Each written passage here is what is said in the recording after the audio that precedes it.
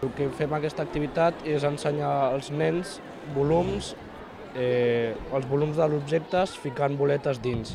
I si ho fan bé, doncs els hi donem aquestes etiquetes i poden passar a la següent prova.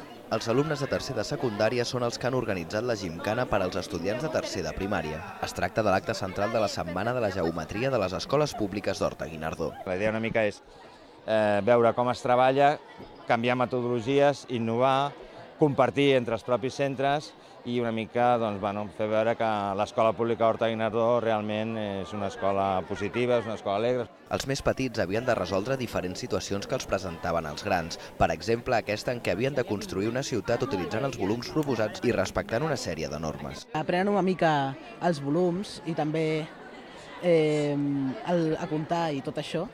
I també, crec que el que més els agrada tot és destrossar-ho tot al final. Han de fer una figura que des de les diferents vistes tot quadri.